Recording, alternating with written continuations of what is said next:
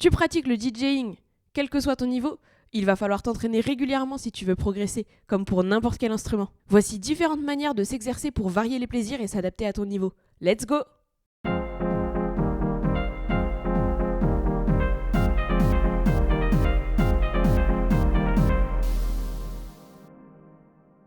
Une fois que tu commences à maîtriser les transitions les plus basiques, tu peux déjà commencer à t'entraîner à réaliser des sets. Je te conseille de choisir 10 à 12 morceaux qui te plaisent, puis à essayer de les enchaîner avec ce que tu connais et les principes de base, calage du tempo, mix harmonique, etc.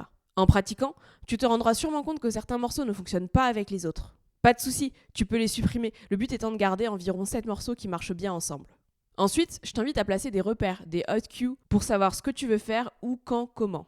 Tu gagneras en fluidité. Note que tu peux choisir les couleurs des repères et donc créer ton propre code couleur pour te repérer. Par exemple, généralement, l'endroit où je commence mon morceau est en rouge et l'endroit où je le termine en orange. Pratique ensuite ton set autant de fois que nécessaire pour qu'il soit le plus parfait possible. Tu peux même l'enregistrer, histoire de garder une trace de ta progression pour le futur, ou simplement de le réécouter pour jauger tes transitions et ce que tu pourrais améliorer. Une fois ton set terminé et impeccable, tu n'as plus qu'à recommencer avec d'autres morceaux. Une fois que tu es à l'aise avec ces sets préparés, je t'invite à te tourner vers l'improvisation. Pour ce faire, prends une grande quantité de morceaux que tu connais et que tu aimes bien. Lance un morceau au hasard, puis essaye d'enchaîner avec un suivant sans préparation. Le but, c'est d'avoir des transitions les plus propres possibles et de tenir le plus longtemps possible. C'est aussi une belle occasion pour tenter des choses, tester de nouvelles fonctions par exemple. D'ailleurs, c'est souvent pendant ces sessions d'improvisation que tu vas tomber sur des transitions incroyables complètement par hasard. Si tu as cette chance, pense à les noter quelque part pour pouvoir les réutiliser dans un set ou en live. Enfin, lorsque tu te sens à l'aise, n'hésite pas à rajouter des contraintes. Par exemple, interdit de passer 2 fois le même artiste, ou interdit de faire des boucles, ou faire une autre activité en même temps que tu mixes. Pour la petite anecdote, j'ai entraîné des élèves à faire des tours en capla les plus hautes et les plus solides possibles entre 2 transitions, pour les forcer à se déplacer, reprendre le mix en cours de route, rester concentrés, etc. C'était très drôle et surtout très efficace. Ce genre d'entraînement peut t'aider à garder ton calme et à gérer en cas de problème pendant un live par exemple. Tu seras déjà habitué à prendre en compte plusieurs choses en même temps et à ne jamais perdre de vue ton set. Tu as les bases du DJ set et l'adaptabilité de l'improvisation. Il est temps de corser les choses. Tu as peut-être des personnes autour de toi qui mixent, c'est le moment de les contacter et de leur proposer un B2B. Le principe, 2 DJ mixent ensemble. Sur l'application, c'est à toi de faire preuve d'imagination. Généralement, quand je le fais avec mes amis ou avec mes élèves, c'est chacun son tour un morceau. Comme j'aime bien le challenge, je leur propose de piocher dans leur bibliothèque tout en moi gardant ma bibliothèque. Ça m'oblige à faire des transitions depuis des morceaux que je ne connais pas forcément, donc à être très attentif à la structure et à la mélodie du morceau. Par ailleurs, c'est toujours une occasion de découvrir des super sons. Sois imaginative. Vous pouvez alterner 2 morceaux par 2 morceaux, inverser les bibliothèques, vous rajouter des contraintes, etc.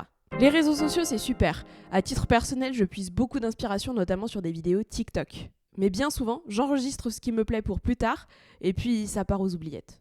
Lorsque tu commences à accumuler plusieurs vidéos enregistrées, organise-toi une session tuto réseaux sociaux, où tu t'entraînes à reproduire ce que tu as pu aimer dans d'autres contenus. Tu développeras ainsi ta créativité et ton panel de compétences techniques. Pour le cas du scratch, on est sur un autre type d'entraînement. Bien entendu, tu peux t'entraîner à scratcher pendant un set, une impro ou un B2B. Mais si tu veux vraiment progresser dans cette discipline, je te conseille des sessions dédiées, même de 10 minutes. Ça peut être d'ailleurs un très bon échauffement avant une session mix. Pour être efficace, voici ce que je te conseille. Commence par choper une track de sample dédiée au scratch, par exemple Enter the Scratch Game.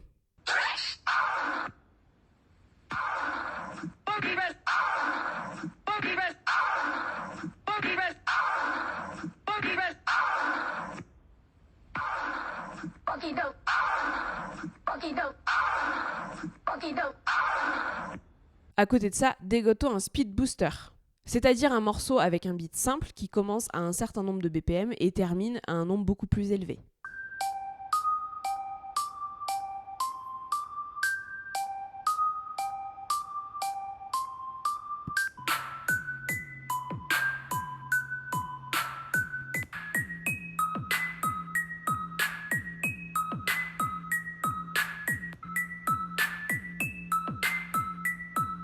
Un qui fasse une dizaine de minutes, c'est parfait pour t'entraîner. Tu pourras toujours la relancer si tu fais des sessions un peu plus longues, ou bien la couper avant si au bout d'un moment t'en as marre. Lance ton speed booster, puis scratch en même temps sur la track de sample. Au fur et à mesure, tu vas devenir plus précise et surtout tu vas accélérer naturellement sans t'en rendre compte grâce à l'accélération du speed booster.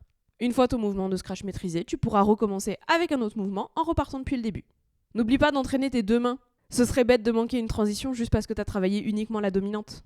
J'espère que ces pistes t'ont inspiré et que tu sais maintenant comment procéder pour t'entraîner à mixer. Si tu utilises d'autres techniques, n'hésite pas à les partager en commentaire. Je suis très curieux de savoir comment mes confrères et consoeurs lab de leur côté. Sur ce, je te souhaite une bonne journée et je te dis à très vite pour une prochaine vidéo.